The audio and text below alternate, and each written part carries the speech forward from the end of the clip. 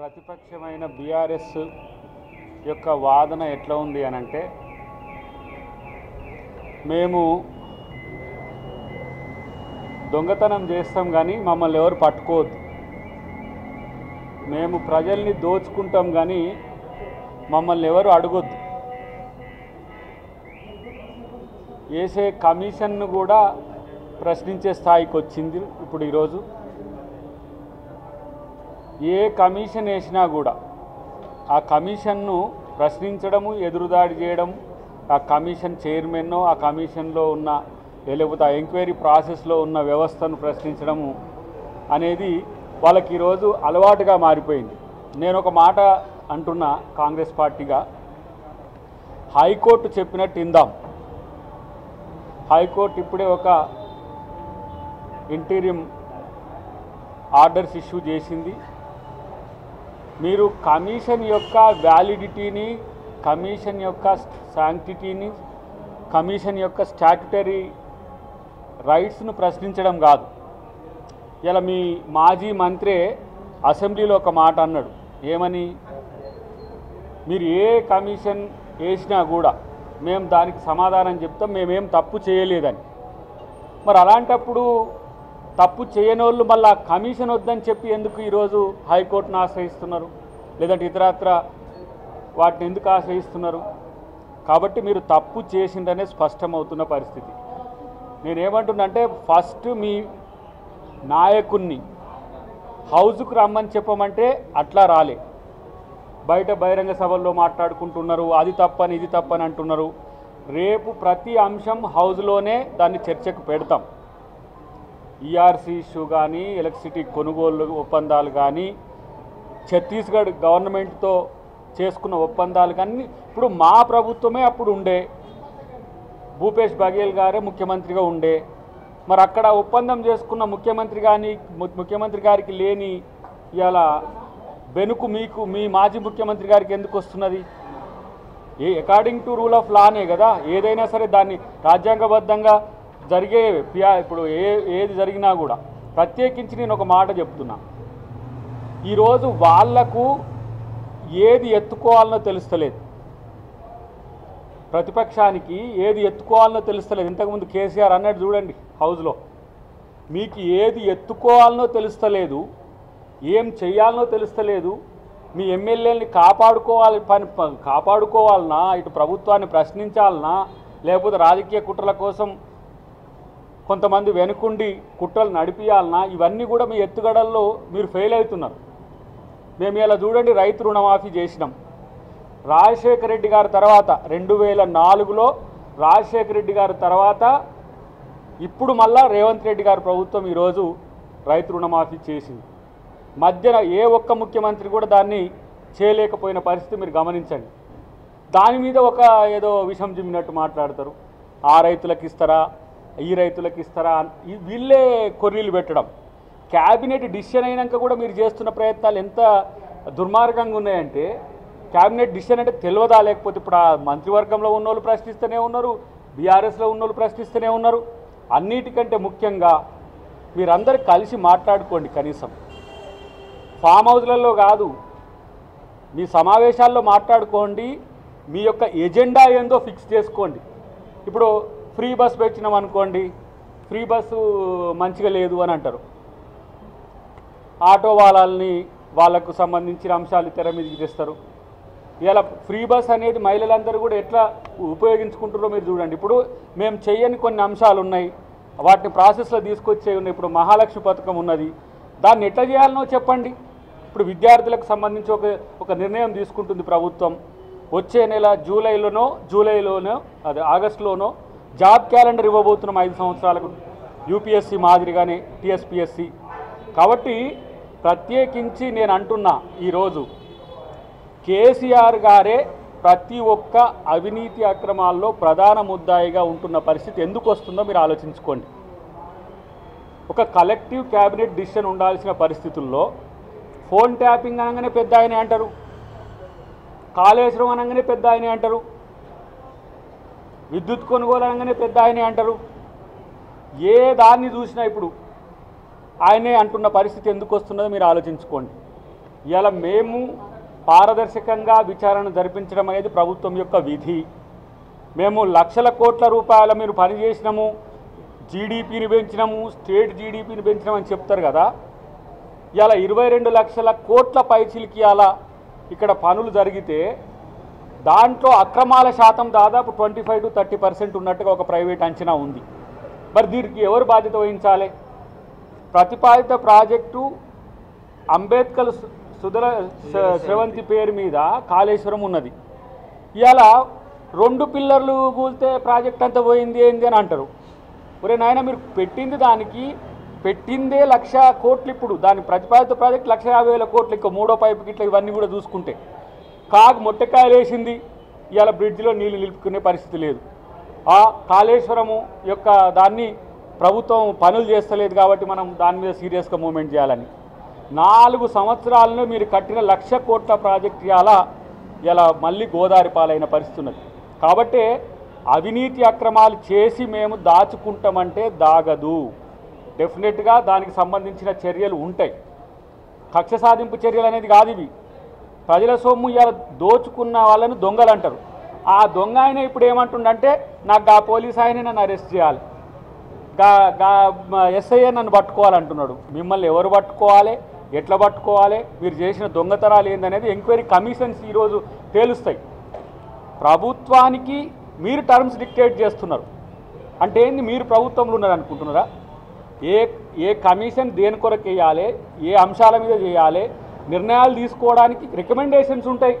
రికమెండేషన్స్ను కూడా దాన్ని బెదిరించేటట్టు, దాని స్టాంటిటీని బెదిరించేటట్టుగా ఇలా పనిచేస్తున్న ఇలా బీఆర్ఎస్ పార్టీ ఒక దివాలా తీసిన పార్టీగా మేము భావిస్తున్నాం. ఇట్లా కాకుండా అసలు ఫస్ట్ మీరు కలిసి కూర్చొని చర్చించి మీ ఎజెండా ఏందో ఫిక్స్ చేసుకోవాల్సిన అవసరం ఉంది. అన్నిటికంటే ముఖ్యంగా చెప్తున్నారు, జగదీశ్వర్ రెడ్డి గారు ఒక మాట అన్నారు హౌస్లో, మేము ఎక్కడ కూడా అవినీతి చేయలేదు, మేము న్యాయబద్ధంగా ఉన్నాము, మీరు ఏ కమిషన్స్ వేసినా దాని ముందుకు వచ్చి మేము ఇలా సమాధానం చెప్పడానికి సిద్ధంగా ఉన్నామని చెప్పి సభా సాక్షిగా చెప్పిన తర్వాత ఇలా కమిషన్ వద్దని చెప్పడం అనేది ఏ రాజకీయమో మీరు ఆలోచించుకోవాల్సిన అవసరం ఉన్నది. కాబట్టి ఒక రకంగా వాళ్ళే అంటుండే గతంలో పవర్ పోయినాక పరేషాన్లో ఉన్నారని. మీరు పవర్ పోయి పరేషాన్లో ఉండకండి. ప్రజల కోసం పోరాడే హక్కును మీకు ఇచ్చిండ్రు ప్రజలు. ఒక 39 సీట్లతో విపక్ష నేతగా కేసీఆర్ గారిని కొట్లాడమని ఒక బాధ్యత ఇచ్చిండ్రు.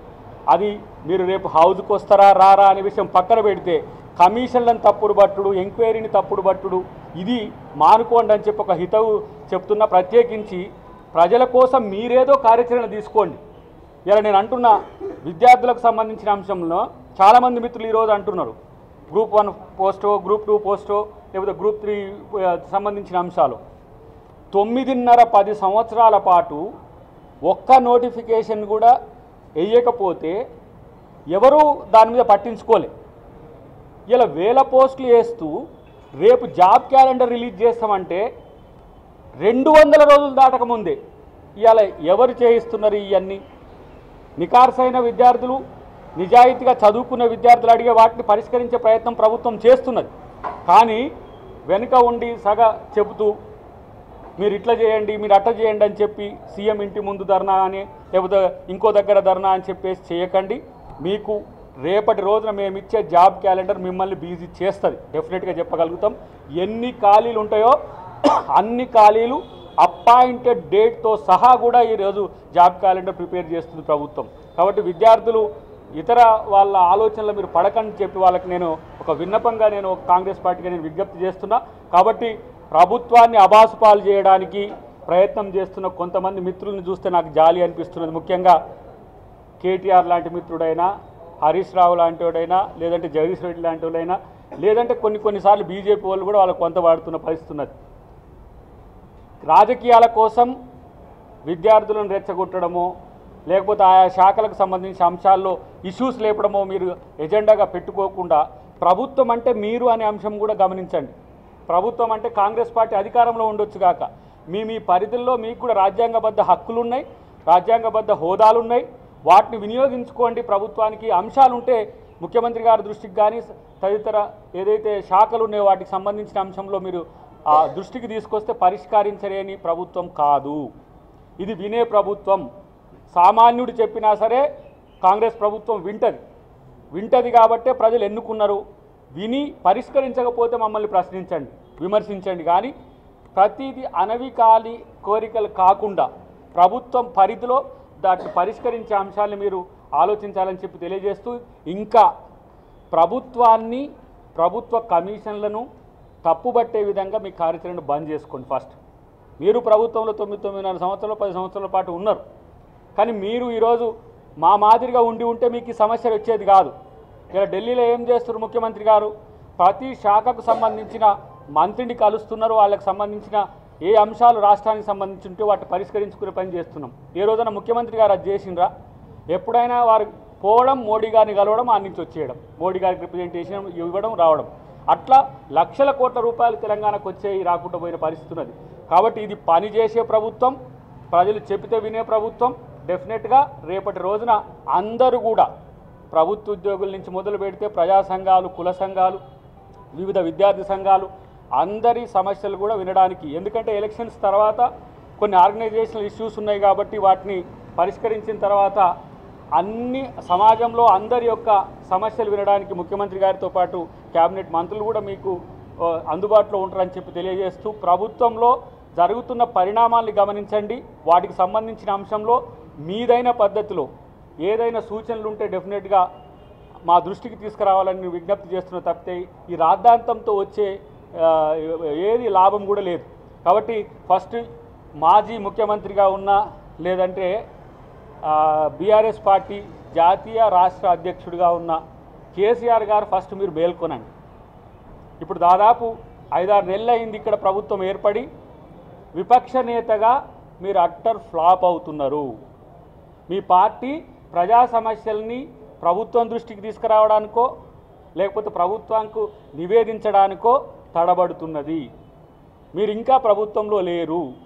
మీరు ఇంకా ప్రభుత్వంలో ఉన్నట్టు మొద్దు నిద్ర నటిస్తున్నట్టుగా నాకు కనబడుతున్నది. కాబట్టి ఇప్పటికైనా ప్రజా సమస్యల్ని సహేతుకంగా, నిజాయితీగా ప్రభుత్వం ముందు పెడితే పరిష్కరించడానికి సిద్ధంగా ఉన్నారు. ఈరోజు రైతు రుణమాఫీ అయింది. రేపు అన్ని రకాల 6 గ్యారంటీలకు సంబంధించి ఇంత ఆర్థిక లేమి స్థితిలో కూడా మీ వల్ల ఆర్థిక వ్యవస్థనే ఛిద్రమైపోయింది తెలంగాణకి.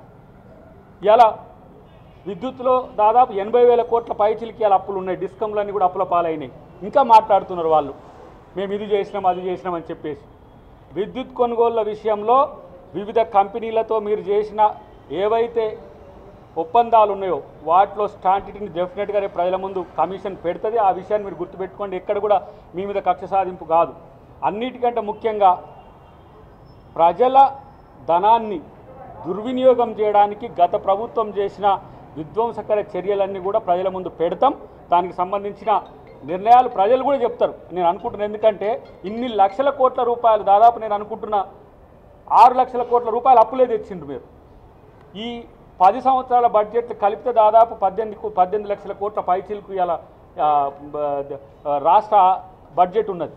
వీటిని అన్నింటినీ కేవలం కొంతమంది పెట్టుబడిదారులకు, కాంట్రాక్టర్ల జేబులు నింపడానికి ప్రయత్నం చేసింది తప్పితే, కాంట్రాక్టర్ల కోసం పనులు చేసింది తప్పితే ప్రజల కోసం చేసింది లేదు. ఈ ప్రభుత్వం ప్రజల కోసం పనిచేసే ప్రభుత్వం. నిర్మాణాత్మకమైన సూచనలు ఇవ్వండి తప్పితే ఏదో మనం విమర్శించాలి కాబట్టి విమర్శించాలి, మనం డిఫెన్స్లో ఉన్నాం కాబట్టి అఫెన్స్కు పోయేటట్టు ఉండాలి, ఎదురు చెబితే రైట్ అవుతుందనే పద్ధతిని మార్చుకోండి.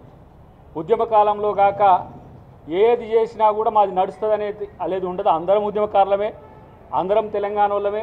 తెలంగాణ కొరకు కొట్లాడిందే కాంగ్రెస్ పార్టీలో చాలామంది ఉన్నారు. కాబట్టి గతంలో మాదిరిగా మీరు 10 సంవత్సరాలు పరిపాలించిన తర్వాత కూడా మీరు ఇంకా ఆ గాయలో మేము అప్పుడు ఉన్నట్టు ఉంటాము, మేము కాంగ్రెస్ వాళ్ళని బెదిరిస్తాము, కాంగ్రెస్ వాళ్ళని అంటాము అనేది కాదు. ఇది ప్రభుత్వం. డెఫినెట్గా ప్రభుత్వం తప్పు చేసిన వాళ్ళని మాత్రం ప్రశ్నిస్తుంది, అవసరమైతే శిక్షిస్తుంది అనే విషయాన్ని గుర్తుపెట్టుకోవాలని చెప్పి విజ్ఞప్తి చేస్తుంది. Thank you.